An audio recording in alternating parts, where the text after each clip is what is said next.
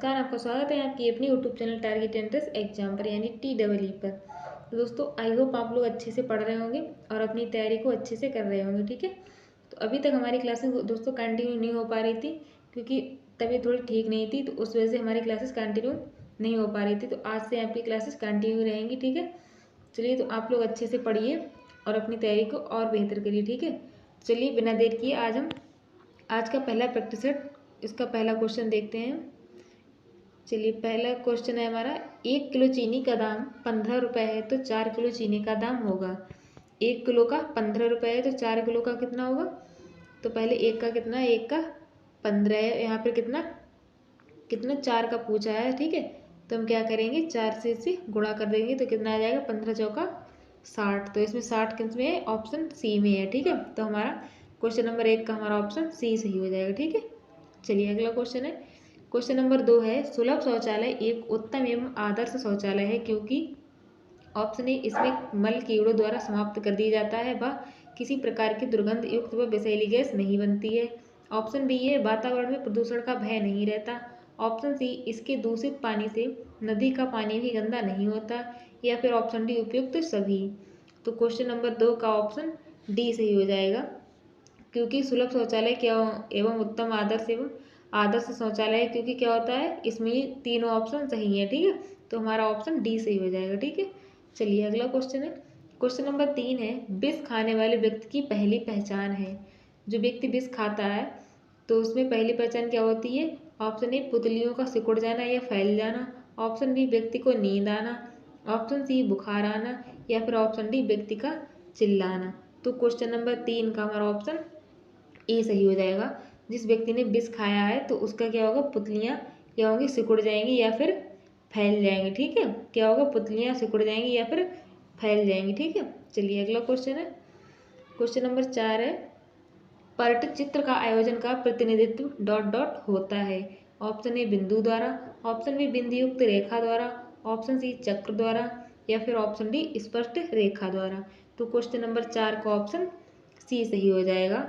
किसके द्वारा होता है, तो वो चक्र द्वारा होता है। ठीक है, अगला क्वेश्चन है। दोस्तों क्लास को ले लीजिए, लाइक और शेयर करिए। जो भी आपके भाई बहन हैं होम साइंस से तैयारी कर रहे हैं उन तक ये क्लास शेयर करिए ताकि वो भी अपनी तैयारी को अच्छे से कर पाएँ। ठीक है, चलिए जल्दी शेयर कर दीजिए। चलिए अगला क्वेश्चन है हमारा, क्वेश्चन नंबर 5 है, ग्राम पंचायत का मुखिया कौन होता है। ऑप्शन ए ग्राम स्तर कार्यकर्ता। ऑप्शन बी खंड विकास अधिकारी। ऑप्शन सी सरपंच। या फिर ऑप्शन डी कमिश्नर। तो क्वेश्चन नंबर 5 का हमारा ऑप्शन सी सही हो जाएगा। ग्राम पंचायत का मुखिया कौन होता है, तो वो सरपंच होता है। ठीक है, कौन होता है, सरपंच होता है। ठीक है, चलिए अगला क्वेश्चन है। क्वेश्चन नंबर 6 है, भारत सरकार द्वारा जवाहर रोजगार योजना आरंभ की गई। ऑप्शन ए 1989 में। ऑप्शन बी 1972 में। ऑप्शन सी 1975 में। या फिर ऑप्शन डी 1989 में। तो क्वेश्चन नंबर 6 का हमारा ऑप्शन ए सही हो जाएगा। कब की गई थी, तो 1989 में की गई थी। ठीक, कौन सी, भारत सरकार द्वारा जवाहर रोजगार योजना। अगर क्वेश्चन ऐसे पूछ लेता है कि जवाहर रोजगार योजना किसके द्वारा आरंभ की गई थी, कौन सी सरकार के द्वारा, तो क्या आंसर हो जाएगा हमारा, भारत सरकार के द्वारा। ठीक है, किसके द्वारा, भारत सरकार के द्वारा जवाहर योजना आरंभ की गई थी। ठीक है, चलिए अगला क्वेश्चन है। दोस्तों ये क्वेश्चन काफ़ी इंपॉर्टेंट है आप लोगों के लिए, तो इन्हें अच्छे से पढ़िएगा, आप नोट करते रहिए। ठीक है, ताकि आपको बाद में एग्जाम के टाइम पे आपको अच्छे से रिवाइज कर लें। ठीक है, चलिए अगला क्वेश्चन है। क्वेश्चन नंबर 7 है, किसी भी परितंत्र में कालांतर में जीवों की संख्या स्थिर हो जाती है। जीवों की संख्या स्थिर होने के कारण है। ऑप्शन ए अपघटक। ऑप्शन बी उत्पादक। ऑप्शन सी उपभोक्ता। या फिर ऑप्शन डी ये सभी। तो क्वेश्चन नंबर 7 का ऑप्शन डी सही हो जाएगा। क्या है, ये सभी हैं। ठीक है, चलिए अगला क्वेश्चन है। क्वेश्चन नंबर 8 है, डॉट डॉट का अर्थ है एक घर के आंतरिक भाग को ताज़ा करने के लिए दूषित वायु को बाहर निकालकर शुद्ध वायु परिसंचरित करना। Option A aspect. Option B वायु का आवागमन।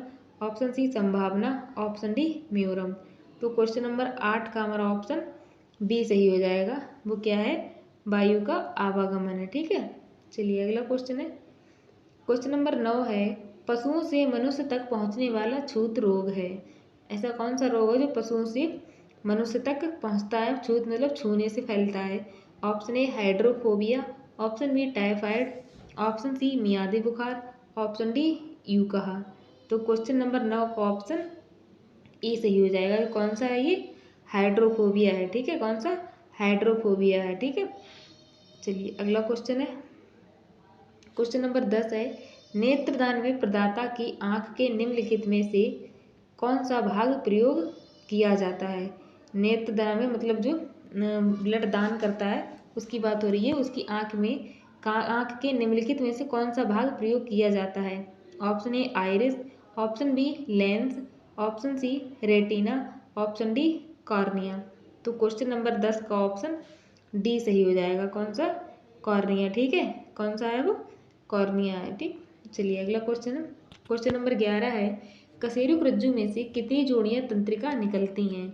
Option A 13, option B 31, option C 33 या फिर ऑप्शन डी 23। क्वेश्चन नंबर 11 का हमारा ऑप्शन सी सही हो जाएगा। कितनी निकलती हैं? 33 जोड़ियां तंत्रिका निकलती हैं, ठीक है। चलिए अगला क्वेश्चन है, फ्रेंड्स क्लास को लाइक और शेयर करते रहिए जल्दी जल्दी। क्वेश्चन नंबर 12 है, श्वेत रक्त कण से उत्पन्न रोग निरोधक क्षमता निम्नलिखित में से किस कोटि के अंतर्गत आती है? ऑप्शन ए कृत्रिम रोग क्षमता, ऑप्शन बी अर्जित रोग क्षमता, ऑप्शन सी प्राकृतिक रोग क्षमता या फिर ऑप्शन डी इनमें से कोई नहीं। तो क्वेश्चन नंबर 12 का ऑप्शन सी सही हो जाएगा। किसके अंतर्गत आती है? तो प्राकृतिक रोग क्षमता के अंतर्गत आती है, ठीक है। किसके अंतर्गत? प्राकृतिक रोग क्षमता के अंतर्गत आती है, ठीक है। और ये WBC क्या है? श्वेत रक्त कण को इंग्लिश में हम WBC कहते हैं, ठीक है, वाइट ब्लड सेल्स। तो ये क्या है? इनका जीवन काल कितना होता है? तो इनका जीवन काल 10 से 13 दिन का होता है, ठीक है। कितना? 10 से 13 दिन का होता है। और जो श्वेत रक्त कणिकाएं हैं इनको हम ल्यूकोसाइट भी कहते हैं, ठीक है। क्या कहा जाता है इन्हें? ल्यूकोसाइट भी कहा जाता है, ठीक है। क्या? ल्यूकोसाइट भी कहा जाता है श्वेत रक्त कणिकाओं को, ठीक है। ल्यूकोसाइट भी कहा जाता है, ठीक है। चलिए अगला क्वेश्चन है, क्वेश्चन नंबर 13 है, कौन सा हार्मोन हृदय की धड़कन एवं रक्त के बहाव की दर को बढ़ाता है? Option A adrenaline, option B cortisone, option C noradrenaline, option D इनमें से सभी। तो क्वेश्चन नंबर 13 का ऑप्शन डी सही हो जाएगा। इनमें से सभी हार्मोन्स क्या हैं? धड़कन एवं रक्त के हृदय की धड़कन एवं रक्त के बहाव की दर को बढ़ाते हैं, ठीक है। चलिए अगला क्वेश्चन है, क्वेश्चन नंबर 14 है, स्थूल खाद बड़ी आंत की गति को उद्दीप्त करने में एक उपयोगी भूमिका निभाते हैं। ऑप्शन ए सत्य है, ऑप्शन बी असत्य है, ऑप्शन सी विवादित है, ऑप्शन डी संबंधित नहीं है। क्वेश्चन नंबर 14 का ऑप्शन ए सही हो जाएगा। ये क्या है? ये सत्य है, ठीक है। चलिए अगला क्वेश्चन है, क्वेश्चन नंबर 15 है, फेफड़े के वायु कोश किस उपकला के बने होते हैं? ऑप्शन ए सल्की, ऑप्शन बी स्तंभाकार, ऑप्शन सी रोमक, ऑप्शन डी इनमें से कोई नहीं। तो क्वेश्चन नंबर 15 का ऑप्शन ए सही हो जाएगा। किसके बने होते हैं? तो वो सल की उपकला के बने होते हैं, ठीक है। चलिए अगला क्वेश्चन है, क्वेश्चन नंबर 16 है, हड्डी में कौन सा लवण सबसे अधिक होता है? हड्डी में कौन सा लवण सबसे अधिक होता है? Option A magnesium chloride, option B sodium chloride, option C calcium carbonate, option D calcium phosphate. तो क्वेश्चन नंबर 16 का ऑप्शन डी सही हो जाएगा। वो क्या है? तो वो कैल्शियम फास्फेट है, ठीक है। कौन सा अधिक होता है? कैल्शियम फास्फेट अधिक होता है, ठीक है। दोस्तों आप लोग अगर अपना जो भी वीडियो बाद में देखता है क्लास को, तो वो आप अपना आंसर कमेंट बॉक्स में कर दिया करें, ठीक है। चलिए अगला क्वेश्चन है, क्वेश्चन नंबर 17 है, शरीर में लगभग मांसपेशियां होती हैं? ऑप्शन ए 100 से 120, ऑप्शन बी 50 से 100, ऑप्शन सी 200 से 300 या फिर ऑप्शन डी 500 से 600। तो क्वेश्चन नंबर 17 का ऑप्शन डी सही हो जाएगा। शरीर में लगभग 500 से 600 मांसपेशियां होती हैं, ठीक है। कितनी? 600 मांसपेशियां होती हैं। और इसमें क्या होता है? तो इसमें सबसे ज़्यादा मांसपेशियां किसमें होती हैं? पीठ में पाई जाती हैं, ठीक है। कितनी? पीठ में पाई जाती है। कितनी? 180, ठीक है। तो सबसे ज़्यादा किसमें? हमारी पीठ में पाई जाती है, ठीक है। चलिए अगला क्वेश्चन है, क्वेश्चन नंबर 18 है, जीव द्रव्य की कार्बनिक अणुएं हैं? ऑप्शन ए प्रोटीन है, ऑप्शन बी कार्बोहाइड्रेट्स है, ऑप्शन सी वसा और न्यूक्लिक अम्ल है, ऑप्शन डी प्रोटीन कार्बोहाइड्रेट वसा और न्यूक्लिक अम्ल आदि हैं। तो क्वेश्चन नंबर 18 का हमारा ऑप्शन सी सही हो जाएगा। ठीक है, वसा और न्यूक्लियक अम्ल है। ठीक है, चलिए अगला क्वेश्चन है। क्वेश्चन नंबर 19 है, सुनने की प्रक्रिया में शामिल चरणों को सही क्रम में व्यवस्थित कीजिए। यानी कि जो सुनने की प्रक्रिया है तो उसमें सबसे पहले क्या होता है, तो उसमें उसे सही क्रम में बताना है। ठीक है, तो इसमें पहला है समझना, फिर दूसरा याद रखना, फिर मूल्यांकन है और फिर सुनना। तो सबसे पहले हम क्या करते हैं, इसमें सबसे पहले क्या करते हैं, हम सुनते हैं। ठीक है, किसी भी बात को हम क्या करते हैं, सबसे पहले सुनते हैं। यानी कि डी पहले आएगा, तो डी इसमें नहीं है, इसमें नहीं है, इसमें नहीं है, तो ये दोनों कट हो जाएंगे, डी इसमें है और इसमें। ठीक है, सुनने के बाद हम क्या करते हैं, उसके बाद क्या करते हैं, बात को समझते हैं। यानी कि डी के बाद ए आएगा, तो डी के बाद ए इसमें है, तो आंसर हमारा यहीं से हमें पता चलेगा, बाकी ऑप्शन मिलाने की ज़रूरत नहीं है। ठीक है, डी ए। तो वैसे देख लेते हैं, आप लोग एग्जाम में अगर ऐसे ही कीजिए, क्योंकि अगर ऑप्शन देखकर अगर आंसर करेंगे तो जल्दी हो जाएगा। ऐसे ही करेंगे तो दो तो ये वैसे ही कट गए, तो इसके बाद यहाँ पर ए आ गया, तो ये वाला तो ऑप्शन वैसे ही कट गया, तो हमारे यहाँ पर डी सही हो गया। ठीक है, तो पहले सुनेंगे समझेंगे, उसके बाद बी यानी कि याद करना, फिर लास्ट में क्या आएगा हमारा मूल्यांकन। ठीक है, तो यहाँ पहले हमारा ऑप्शन हमारा डी सही हो जाएगा। ठीक है, चलिए अगला क्वेश्चन है।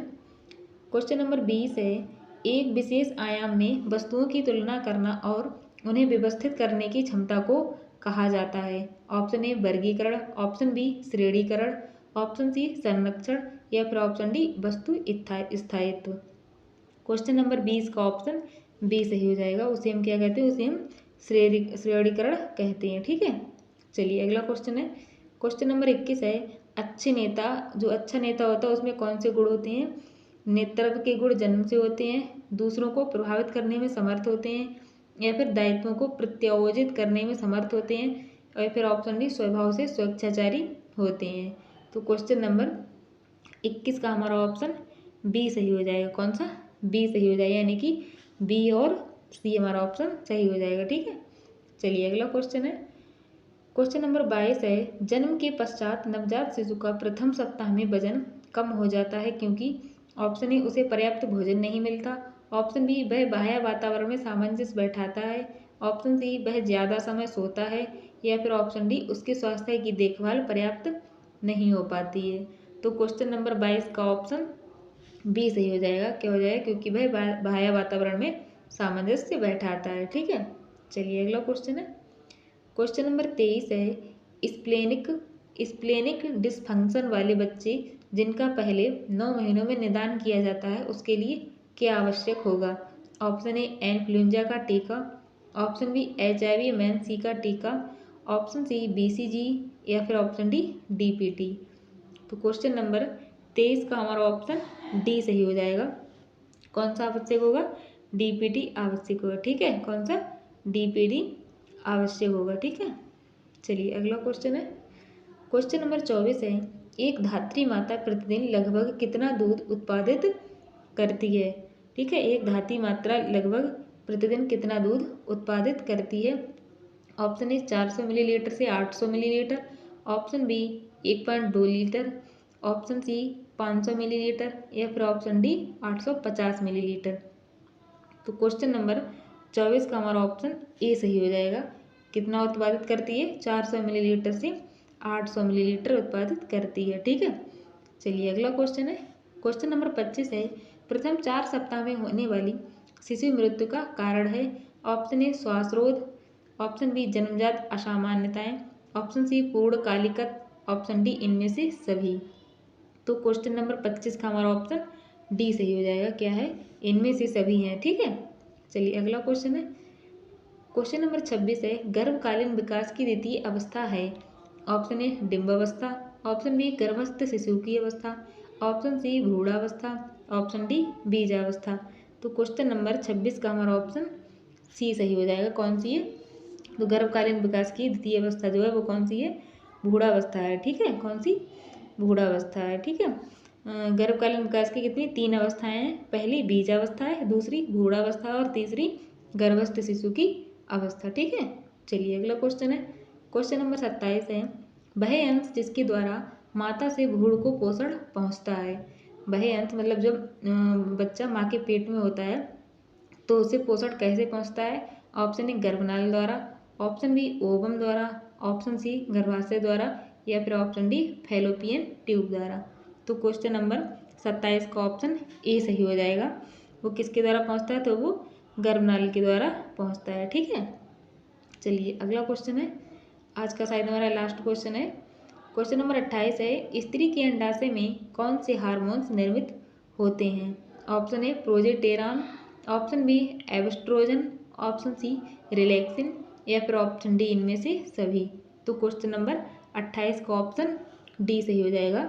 कौन सा, डी सही हो जाएगा। क्या है, इनमें से सभी जो है स्त्री के अंडाशय में हार्मोन्स निर्मित होते हैं। ठीक है, कौन सा, डी हमारा ऑप्शन सही है। ठीक है, चलिए ये हमारा आज के लास्ट क्वेश्चन था। दोस्तों ये काफ़ी क्वेश्चन काफ़ी इंपॉर्टेंट है हम लोग के एग्जाम के लिए। ठीक है, और हम आपको डेली आपको इसी तरह प्रैक्टिस सेट कराएंगे, और जो भी आपके एग्जाम के लिए काफ़ी महत्वपूर्ण होंगे। ठीक है, तो इसके लिए आप लोग बने रहिए हमारे यूट्यूब चैनल पर और अपनी तैयारी को बेहतर करते रहिए, क्योंकि हमारे पास समय ज़्यादा नहीं है। जितना भी पढ़ लिया जाए उतना क्या है, कम है, क्योंकि होम साइंस सब्जेक्ट ऐसा है, इसमें से किसी एक बुक से नहीं आता है, तो इसमें से जितना पढ़ो उतना कम है। होम साइंस सब्जेक्ट बहुत लंबा है। ठीक है, तो इसे बहुत अच्छे से पढ़ने की ज़रूरत है, डीपली पढ़ने की ज़रूरत है, ताकि आप लोग की तैयारी अच्छी हो जाए, आप लोग एग्ज़ाम में अच्छा कर सकें। ठीक है, तो इसलिए क्या है, आपको अच्छे से पढ़ना है। ठीक है, क्योंकि मेहनत करने से ही हमें सफलता मिलती है। ठीक है, तो आप लोग मेहनत करते रहिए और अपनी तैयारी को बेहतर करते रहिए। ठीक है, चलिए आज के लिए इतना ही। धन्यवाद। जय हिंद, जय भारत।